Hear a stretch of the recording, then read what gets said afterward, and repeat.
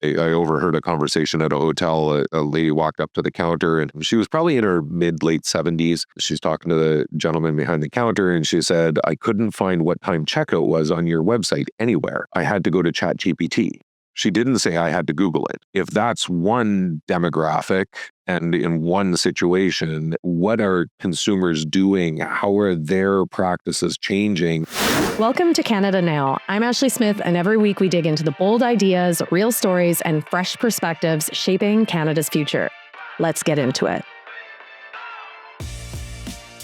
Hello, everybody. Welcome to Canada Now, where we talk to people about bold ideas, innovation, and change-making in Canada.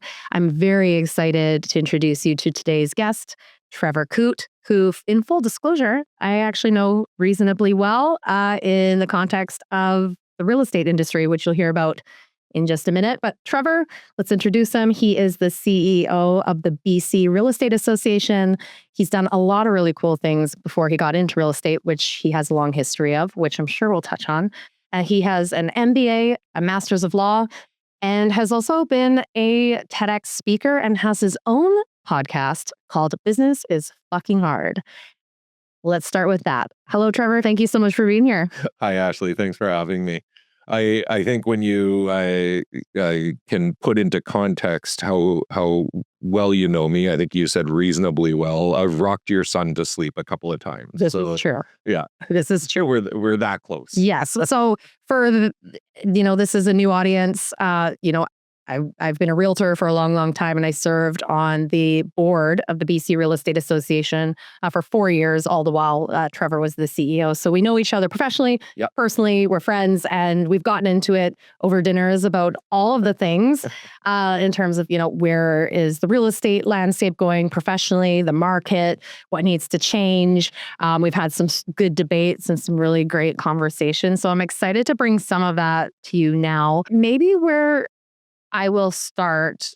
Actually, first of all, it's funny, before we opened up, you gave me a little bit of a reminder about your background. And I think since we're on the Canada Now podcast, it's fun to share some of the personal sides. So you reminded me that you've basically lived across Canada and you have a really great experience in terms of the cross-section of Canadians, what's important. So why don't you tell our audience a little bit about that?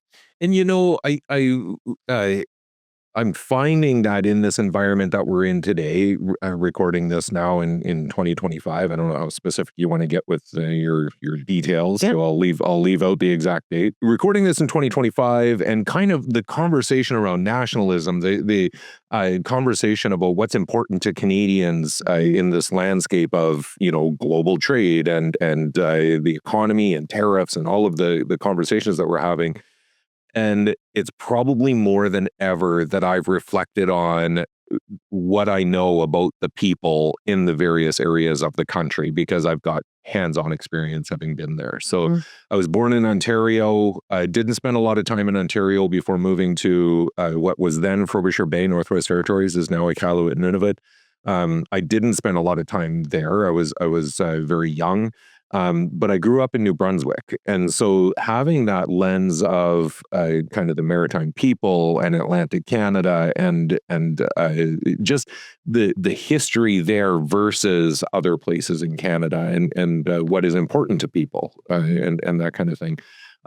Grew up there. I went to school in Saskatchewan, but then started my pre-real estate career in Edmonton, where my daughter was born. So I've got certainly that Alberta, Saskatchewan kind of business, more right focus, kind of nuance that I understand, and I appreciate the people in the perspective there. And then being in Saskatchewan, where I was in business before coming to British Columbia, and was starting my real estate career in Saskatchewan. So really understanding again kind of the perspective of real estate in a more agriculturally based environment, a very different history from kind of every angle, and appreciating what's important to people there, appreciating the kind of the perception real estate as an investment, or real estate as whether it's a commercial investment or a home as an investment, versus coming to British Columbia and realizing, I compared it before. I bought a mall, a 36,000 square foot mall, as an investment in my company, for the same price that I bought a condo in downtown Vancouver, when we bought our place here in Chinatown. So, understanding all of that and appreciating kind of where those perspectives all play a part in this national narrative and the national conversations. Yeah, and it is such a dynamic time. And what I've found interesting, and part of the reason I've decided to launch Canada Now, is to try to have some of these conversations, bringing people to the table in a mostly non-partisan way, but talking about the everyday issues that affect Canadians, but from a forward-looking perspective. Like, how can we move the needle forward? How can we think about business? How can we think about housing? How can we think about some of these most important and fundamental areas of our lives, and bring ideas together and bring the folks who are involved with decision making, changing things, and who have the network, frankly, to be able to spread good ideas? Because it has been different seeing, where this nationalism can cause severe polarization, or it can bring people in a country together. And I'm hoping where we're going is the latter scenario. And a lot of what I'm seeing is that. So I appreciate, you providing that context. And one thing I will say, and maybe we'll touch on it through the conversation, but, housing and real estate, and the real estate profession in general can be inherently a political and politicized subject and area. And there's issues around housing and vulnerable people and affordability and fairness. And as we're looking at business and helping business professionals, which is what, you do with the BC Real Estate Association, which, by the way, is basically the association that represents all of the realtors and their associations, regional boards in the province, is like, how do we bring the business along? And then do we start thinking about the broader landscape in terms of who does the business touch? Society, the public, the consumer, et cetera.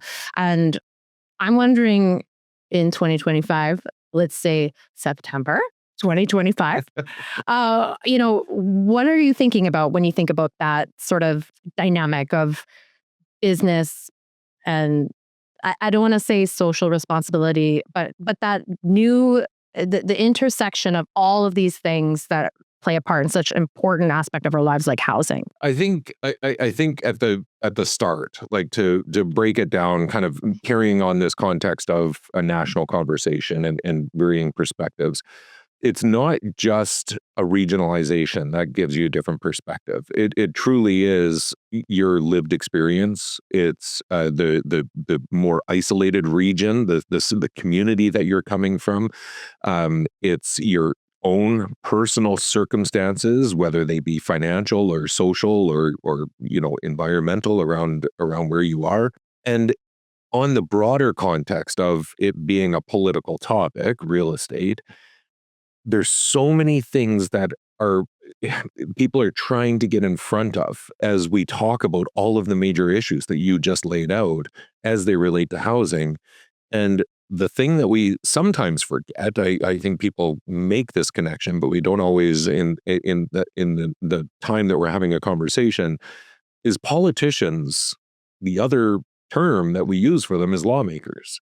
And so as they're making law that they're trying to address some of these other major issues, challenges, whatever they are, that makes a legal policy kind of decision into a political position, because they're lawmakers as politicians who are influencing the outcome for the average homeowner or business person or whatever. And so when we look at the current landscape, I mean, we look at all of the economic impacts. We look at the drivers that are causing developers to be able to continue to develop, or not, right? We hear this narrative all the time about the regulatory environment, the red tape that it takes in order to put a shovel in the ground to finally get all the approvals.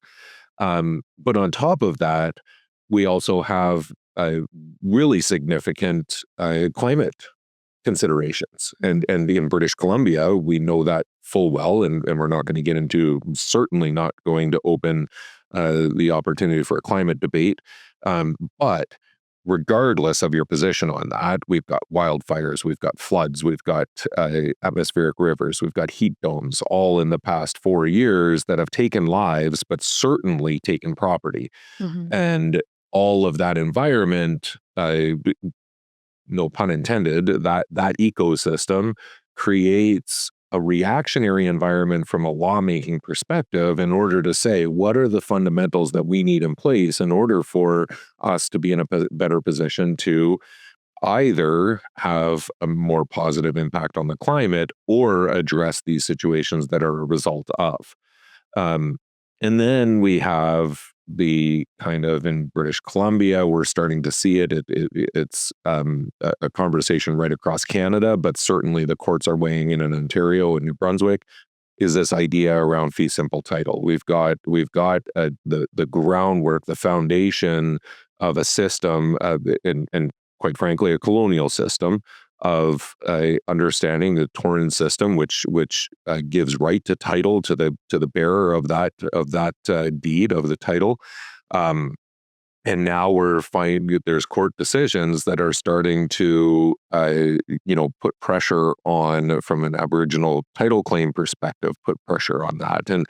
And in British Columbia, we've adopted UNDRIP, the UN Declaration on the Rights of Indigenous People, and have legislation supporting that. We have reconciliation and duty to consult right across Canada. That's legal. That the courts have identified that.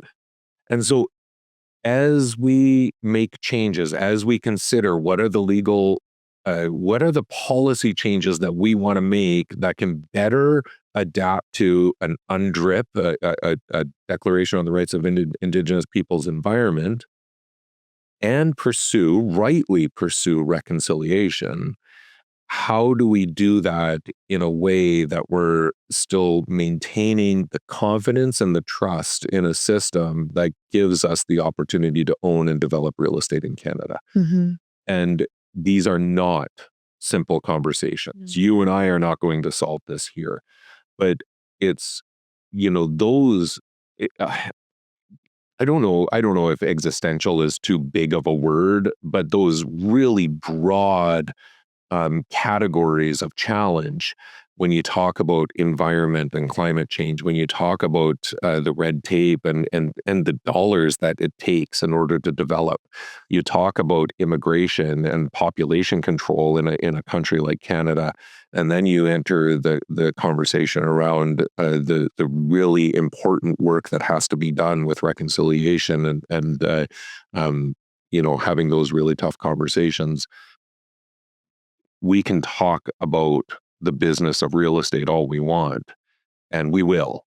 But as we unpack that, we have to appreciate that those are the business of real estate, the technology, the changing value proposition of realtors, all of that kind of stuff is happening in this broader ecosystem that I think is where my mind continues to go, to say, yeah, we can figure out the red tape, we can figure out the sales environment, we can figure out technology adoption and how that's going to move the needle. But that's all in a world of these broader conversations that are much, much bigger. There's clearly so many moving pieces that in and of themselves are so complex. And in many ways, maybe there's no one right way to address them. And then once you start marrying the challenges with one another, it gets that much more complicated. And that does lead me to think a little bit about the idea of innovation in general. And I think it's so easy for us to package that concept in a little box that is bowed with technology. But I think that innovation and progress is something that also has to do with strategy, culture, the way people work together. And so, as you said, we don't have the answers to some of these things, and each of those issues deserve long conversations on their own. But from your perspective as a leader in an industry, what sort of solutions from a high level do you see that, where can industry participate in trying to figure out what needs to be figured out? Yeah. This is way too simplistic of an answer. But I keep going when we talk about technology, AI, the evolution that is going at lightning speed as it is. I always come back to data. And the reality in a technology environment is that most of the technology that we use and rely on is actually kind of useless without data behind it and to support it.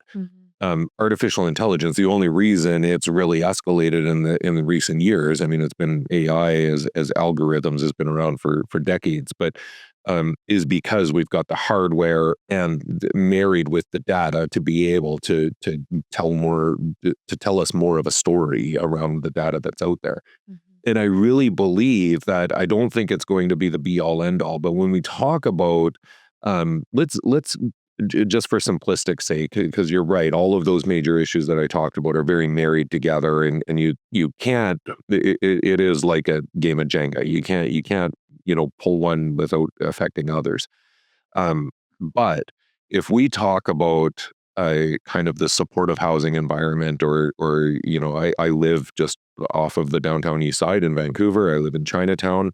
It's my neighborhood. I love it. I absolutely love living in Vancouver. But and my wife worked for a while in supportive housing with PHS Community Services on the downtown east side. So we saw a lot of that environment, and there's opportunity for data to start playing a role in better informing all of the myriad stakeholders that are involved in supportive housing or homelessness or healthcare, mental health, some of the services, the adjacent services that are in that area, to better inform them in real time. But we don't do a good enough job, and we, the royal we, collectively, I'm including myself in this conversation, of exploring where there's opportunities to get new data to make better decisions and more informed decisions. And so really that's the angle that we've taken at the BC Real Estate Association. It's the angle that I take in some of these bigger conversations is, what is the data telling us? And in some cases, you look at it and you say, we don't have data on that. Okay, is there an opportunity to get it? And what are the pain points to go down that road? Because there's, in British Columbia, there's 800 nonprofit housing societies. So nonprofit societies associated with housing, 800 of them. And they're all doing great work. They're all out for the right reasons. They're all there because they saw a gap that needed to be filled in their community or within the ecosystem, whatever it is. That's all with the right intent. But there's opportunity for them to be able to see information in a fluid way between all of them. And so that's the lens that I take as well in pivoting a little bit to the real estate sector and realtors. We have an environment now where groups like ours, when we're talking to government or regulators, whether it's related to building, developing housing, or around some of the bigger, more broad issues, or whether it's related to regulation of an industry, we say, let's make decisions, let's create rules, let's create policy that's based on data and information. And what we found is that we do that advocacy, and then the government turns around and says, that's a great idea, give us your data. And so that's the world that we're starting to enter. And I think people in my position are starting to be more aware of that. Our regulator and government in BC is much more progressive on that side. So we're always at the forefront of those conversations. We're already working with a few ministries. We're working with regulators. We're working internally as an industry to say, how is it that we can better formulate an environment that informs and not obviously always being careful of privacy implications of who owns the data, whose right is it to give it up, what is the authority from the government and the regulator to get the data. It's not just an open, hose that points in any direction where somebody's asking for it. But if we can answer all of those questions and create an environment where we know that the consumer is protected, we know we're protecting the sensitive information, we know that technology is being used for cybersecurity and all of those things. We know that there's authority there for the groups to get that data. All of a sudden, as decisions are being made, we've got 30 years of real estate information in the MLS systems across Canada that can start to inform some of those decisions. We know that the development community has a little bit more of an open conversation with different groups that they're a little bit less protective, maybe about the data, but certainly not about what the data is telling them. So I think some of that gives us the opportunity to inform. But in general, there's gaps that we're seeing on the real estate side that I think we need to change some of our systems in order to better capture data, and that'll help us inform some of those decisions that are being made. Yeah, I'm thinking that if I was a realtor on the streets who's not involved with these sorts of conversations in a, hands-on way, they might ask themselves, like, why should I care? Um, you know, Maybe as a citizen they care, but as a business person, practitioner, they might wonder like why it's their role. And so I hear everything you're saying, and I know that it makes a difference. But I'm wondering for the business sector, you know, being able to create an infrastructure where there's really good data, how might that benefit them? The realtor on the street. Yes. Um, so I challenge not just myself in the roles that I've had in organized real estate and in leading this industry, but I've challenged the boards of directors that I've worked with, and certainly in some of the bigger decisions that had to be made at a organizational level, such as the amalgamation in the interior that I was part of the leadership team that brought that to fruition. So 3 real estate boards that became one. In most of those conversations, the answer is it's not going to change your life. We're doing this because as leadership, as an industry is evolving, there's a responsibility. It's incumbent on us to do the things that are going to better position the industry to serve clients, to protect the consumer, to create a good ecosystem for consumer expectations and experiences. Talking to 26,000 individual small business owners, realtors in British Columbia, is really hard because 25,938 of them don't care and aren't listening to us. And then it's the other, whatever the math was on that 62 that I'm talking to and hoping it trickles out and, gets to enough people. But I think to the extent that we can have these big conversations, we can demonstrate some leadership. We can demonstrate to the average realtor on the ground that we're doing these things for the betterment of the industry. And nobody is oblivious to the fact that things are moving at lightning speed. I mean, whether it's technology or the economic impacts of trade and those types of things, certainly policy and how it's having, sometimes negative, sometimes positive implications. People are okay with giving a little bit of the reins to an organization that they hope has their back. There is a lot of accountability there, though. We are always accountable to say these are the reasons, at least if we have the reasons for when they pay attention. I apologize for piping in, but I just think of some examples where governments have made let's say, less than excellent decisions because they didn't engage with industry and they didn't have some data that would have helped them create more efficient policies that didn't need to be backrolled and changed. And so I do wonder from the realtor's perspective, is this idea of like this sector being seen as an authority, being seen as a trusted authority on, how to help shape, good policy.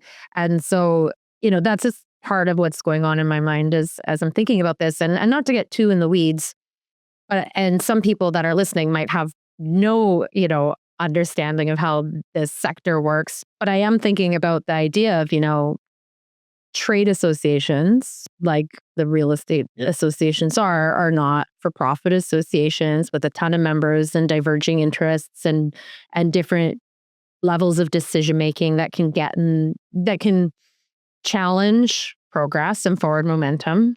And so I'm even thinking from a Canadian perspective, like if the Canadian real estate sector, which is so important to our economy, wants to move ahead, be the leaders in where even real estate technology goes, where MLS data goes, how it benefits the practitioners and the public, versus, let's say an American company coming and steamrolling and creating their own, Amazon of real estate, and things change overnight, which could be good. I don't know from a consumer point of view. But I do think it's fun to get in the mud a little bit around this issue and think about innovation from that perspective. So not necessarily the tech and what can happen, but how decision making happens. Because to me, it kind of comes back to that red tape a little bit. And it's sometimes red tape that everyone has to work with and they don't want to work with it. There is no question that there is a significant challenge of being the voice of 26,000 people. We consider ourselves the voice of BC Realtors, 26,000 of them, small business owners, each of them with their own personalities, their own political leanings, their own beliefs, their own experiences, all informing how they would individually, personally like to see us respond to a policy change or red tape or whatever it is. You take that and you look at, you then kind of mimic that across all of the industries. There's an association for everything. So you take the Home Builders Association, you take the Urban Development Institute, you take all of these representing various groups of thousands or tens of thousands of people, and how do each of them decide this is our position on a particular topic? And then you go across Canada, there's 170,000 realtors across Canada. How does the Canadian Real Estate Association, representing all those individuals, say this is our line in the sand? And that is something that I don't toil with very much. I've written publicly about it. I've written various different articles that if you wove them all together, it actually sounds like I'm being ignorant to what people want and kind of slamming the door. Because I do believe that as an organization who represents 26,000 small business owners, people, realtors, we can't listen to one of them, because that's not reflective of what needs to happen for the betterment of the industry. In fact, and I've written about this, we can't listen to just realtors. We can't, if there's a new policy and we want to figure out what our position on it is, we can't go to realtors and say, what should our position be? Because they're not looking at it from a legal perspective. They're not looking at it from a privacy or a cybersecurity perspective, considering those things might have an influence. They're not looking at it from a regulatory perspective. They're looking at it from a practice perspective. And that's one lens. And I think this is, to your point, exactly where we're falling short with government.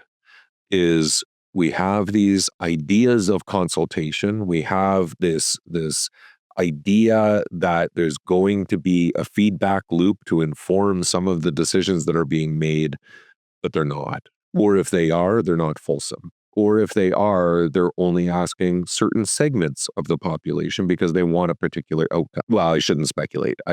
That was me that's offside, but they only ask certain groups. And I think that is where I just came out of a meeting with a whole bunch of representatives of the business community, and that is pretty well what everybody's saying. We want more consultation on these decisions that are being made, and we want more transparency about how you got to them and what the overall goal is behind all of this stuff. I don't think we'll get there. I don't think I think there's elements of you have to realize what government you're working with, the people that are involved, what their mandate is. They got elected, they've got a mandate.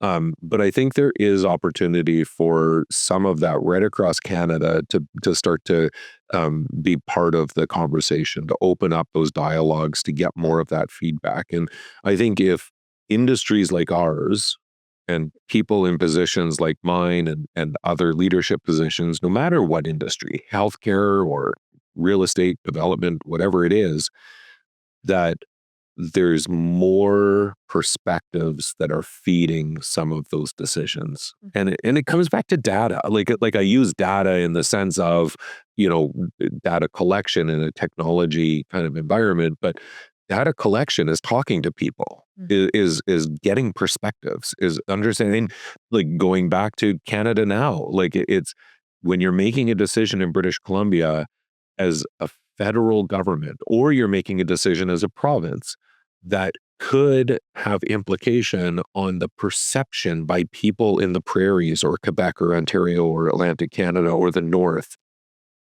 Understanding what those perspectives are as you make decisions will create more of that opportunity for a national ecosystem, for acceptance of the decisions when they're made and the impacts that they're going to have. Mm-hmm. You keep referring to realtors as small business owners. I do want to talk a little bit about your podcast and some of the conversations you're having, but I'm wondering if you have specific thoughts around the real estate landscape in general and how that may be influencing the language you're using. Yeah, I think there's, it was a little bit of a shift for me recently. And so I'll try to string together some of my thought process around this is, I've got a lot of experience as a realtor, as a broker, working with realtors, wearing many different hats over the last 20 plus years. And I see that it's one thing for me as I'm talking to other business stakeholders, government, regulator, other players, for me to reference 26,000 small business owners because they are, but that also changes the narrative and might change the perception a little bit of what we're talking about, the impact of it, the what they bring to the table in a conversation, who I'm representing. So I'll back up a little bit. When I got into this role, advocacy is a big part of what we do. We advocate to government, we advocate to the regulator. I quickly realized that the majority of my advocacy actually happens internally facing towards realtors, towards managing brokers, towards the boards, towards leadership in the province, to make sure we're all on the same page. What is it that we need? How can we work together? That advocacy, if we're looking for something, we see a change coming, we've got to figure out what this means to work together to address it or whatever. So along that same vein, when I refer to 26,000 small business owners, I say that mostly so that I hope realtors hear me say it, so that realtors can start to perceive themselves as small business owners. Because I think that, so if I look at this changing value proposition, what did realtors bring to the role, to their clients, to the ecosystem of real estate 30 years ago? And what do they bring today? And what will they bring in 5 years? And I don't know what all those timelines are or anything, but it's changing. And you think about 30 years ago when there were catalogs, the value proposition for the realtor was, you come into my office, you're looking to buy a house. The first exposure that you've had to any of the houses available, unless you saw a sign on a street, is the catalog that I put in front of you to say, these are all the houses for sale. Let's go through them and see what interests you. That was your first exposure. Now, of course, by the time you meet your realtor, you know the neighborhoods, you know the listings, you've seen it all online, you've kind of dwindled it down, you've got, you can do your search criteria and all of that kind of stuff. So that's a changing value proposition. If I look at 5 years from now, we think about AI and technology, I think that the consumer is going to be even more well prepared. They're going to have more arrows in their quiver. I think that there really has to be an understanding less about the AI and technology tools that are available to realtors to do their job, and more an understanding or work they do to better understand what are the implications of AI and technology on the consumer. How is that going to change their experience? And I've been sharing this story. I don't make a habit of eavesdropping, but I overheard a conversation at a hotel. A lady walked up to the counter, and she was probably in her late 70s. She's talking to the gentleman behind the counter, and she said, "I couldn't find what time checkout was on your website anywhere. I had to go to ChatGPT." She didn't say I had to Google it. Yeah. And if that's one demographic and in one situation, what is this whole other, what are consumers doing? How are their practices changing so that realtors can still engage with them? How much information are they going to get? And on the data side, I look at it from, again, going back to the changing value proposition. A big value proposition of realtors right now is the data, is the MLS system. They have access to it. They've got a little more information than what the consumer is seeing out on realtor.ca or other sources. But how long will it take for 170,000 realtors to take information from the MLS system, go to a large language model in a learning environment, put it in there, ask it a question to distill that information for them? And then now that information is part of the greater ecosystem, the data ecosystem that's supporting AI. 170,000 realtors pulling a little bit of data here and there from their MLS system, 65 of them across the country. It's not going to be long, if not today, that you can go into a ChatGPT type system and say, "Here's my address. What's my house worth?" And so if all of this stuff, if those value propositions of today, access to the MLS system, the realtor coming to them because of SEO on Google and Google AdWords, and them being able to promote themselves, these types of changing environments are going to change that value proposition. The regulatory environment is another one. More regulation overseeing all of the people within the ecosystem. How is that going to start to impact what value they bring down the road? And so, going back to the small business piece, is I think it changes your perspective to have a 5-year outlook or a 10-year outlook wearing a small business person hat versus a salesperson or an independent contractor or somebody who's waiting for the phone to ring with the next call or doing cold calling. Like, cold calling is very much a small business person thing, but it's more a sales thing. It's a component of small business ownership. If realtors can collectively put on a small business owner hat and look at their business through that lens and start to think about the changing value proposition over the next 5 to 10 years, then that will change the dialogue about how we as an industry change to accommodate and adapt to what consumer expectation is in 5 or 10 years. It was very well said. And I think that I made it all up as I went. I think that you can definitely take the concepts and the evolution and transformation that you're seeing in the real estate ecosystem and apply it to so many other sectors, particularly service-related sectors. And so I hope the audience that's listening doesn't dismiss or discount this same spirit of that, then how it might be applied to different right across the board. Well, and you mentioned my podcast, like a lot of this is like this thinking, this kind of connecting all of those dots, future value proposition, changing the perspective to be a small business owner, is because I've had this wonderful opportunity to spend 50 plus hours talking to small business owners for my podcast. And it's really like the whole concept is just tell me about your journey. Let's walk through your business journey. And out of that, we hear stories of success. We hear stories of challenge and failure.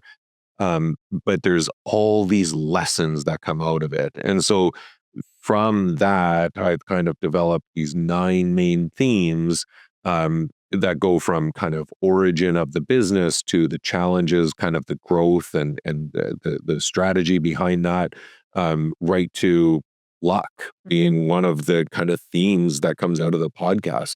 And one of the primary ones that I talk about a lot is this idea of purpose before profit.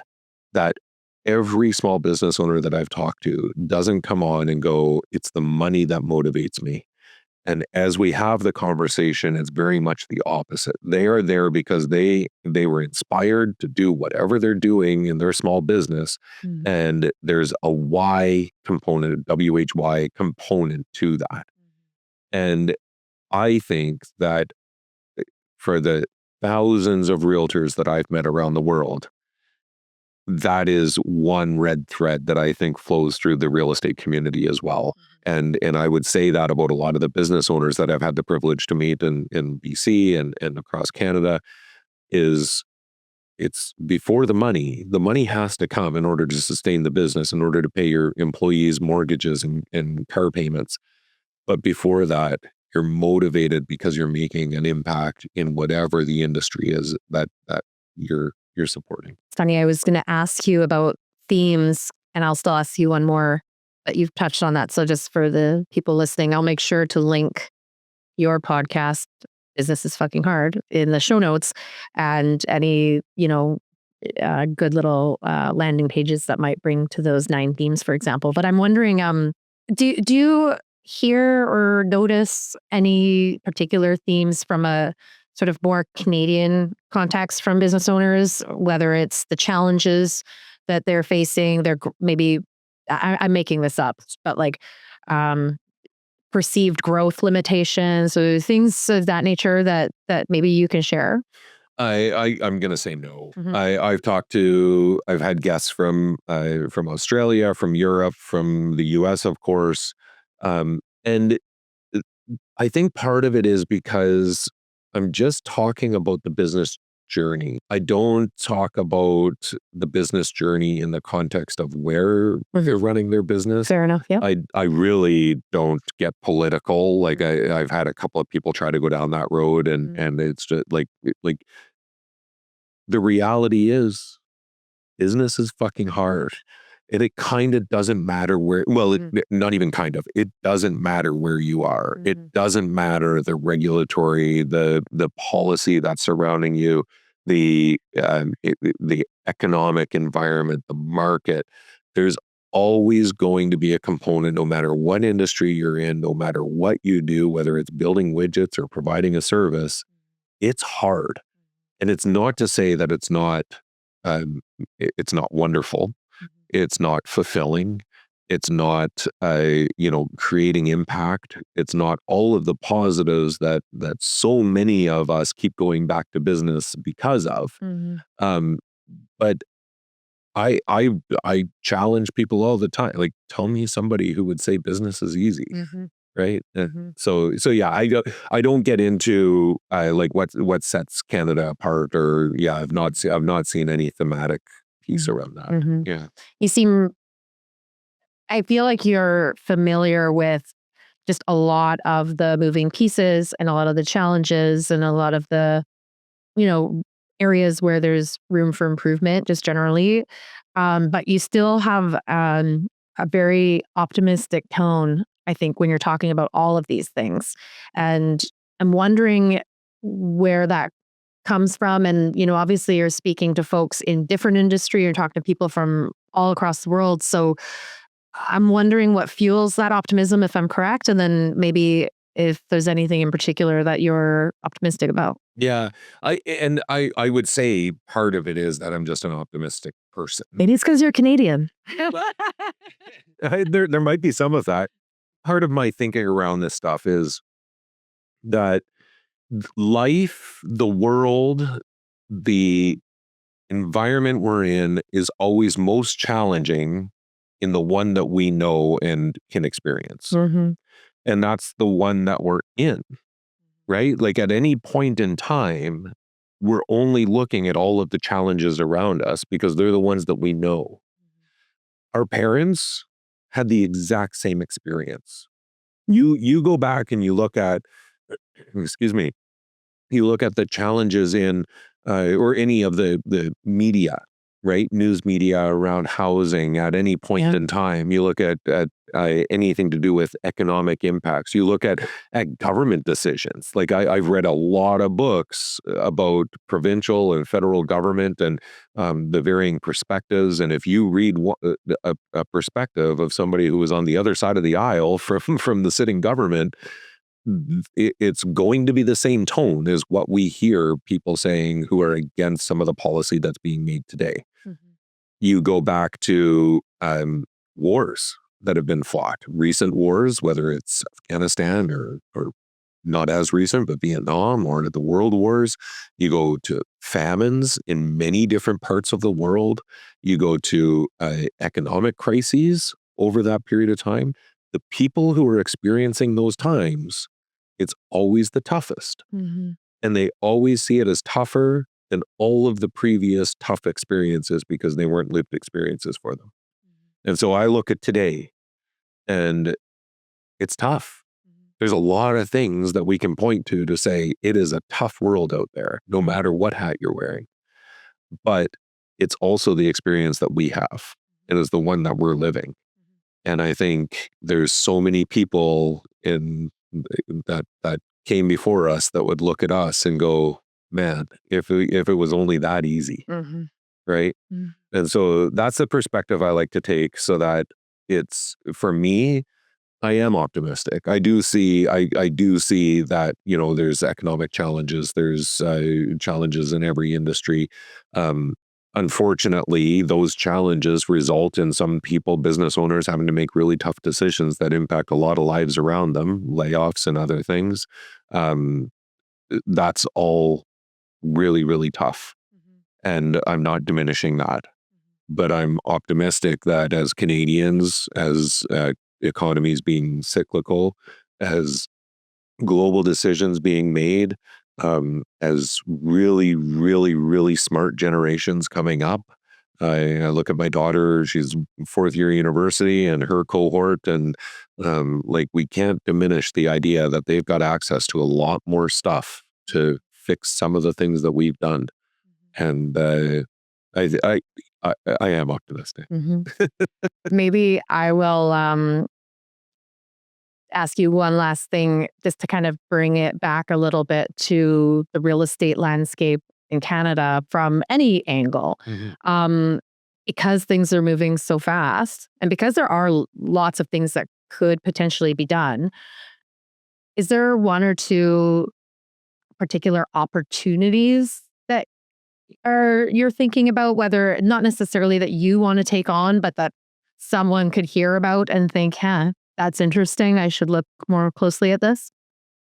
From a business perspective, I think that there's let's keep it narrow. So within the context of kind of realtors and this landscape that I work within, I really think that there's opportunity to unveil that crystal ball and look at what that future need of the consumer is and adapt to that more quickly than what kind of the rest of the environment around them is going to adapt to. From my perspective, in organized real estate, there's an opportunity to start digitizing a lot of the stuff that we're not digitizing. And I think we're seeing that. Like if you look at any kind of new introduction of a startup that is actually getting some capital investment and successfully doing a series, it's around the digitization of an area that is lacking. The environment now to support digitization through cloud-based support systems like AWS, but also AI and the affordability of all of that infrastructure around that's where we're starting to see there's a big element of what happens in transactional real estate that is not digitized. Mm-hmm. And I bought a property in Vancouver, a little condo that in Chinatown that I live in, just to make sure that all the things are on the table. It's not an investment, yada, yada, yada. But the number of times that I had a pen in my hand, whether I was signing for at the lawyers or insurance or whatever it was, we are very far from a digitized ecosystem in a lot of these areas. There's major infrastructure that supports it not being digital, which has to get disrupted. But I really see that being a space that as realtors can adapt to new technology, they can understand where that digitization is going to make the consumer experience more seamless, but also digitize the regulatory environment, create a space for regulation to happen in a digital ecosystem. All of that is the future of where we're going. Yeah. Well, on that, thank you. I feel like we could continue talking for a long time and unpack all of these. In case with me, I get my team tells me all the time, "Oh, you were long-winded? Oh, that's surprising." I have a feeling we'll do this again, maybe in a season 2. But Trevor, thank you so much for being here. I really appreciate your take, but also your very holistic perspective of all of this. I don't think it's an easy thing to try to really look from that 70,000 foot level and consider, all of the things that you do and what it touches. So thank you. I'm excited for our audience to be listening, and everyone that is listening, I'll make sure to put Trevor's links in the show notes, including his podcast, which season 4, I believe we've started. Whenever I get around to it, whenever I decide to do it, that's a beauty. You're taking this a lot more seriously than I am. I just enjoy the. Oh, just wait. Yeah. All right, everyone. Thanks so much. Please tune in again to Canada Now. We're building the next chapter of Canada. See you next time.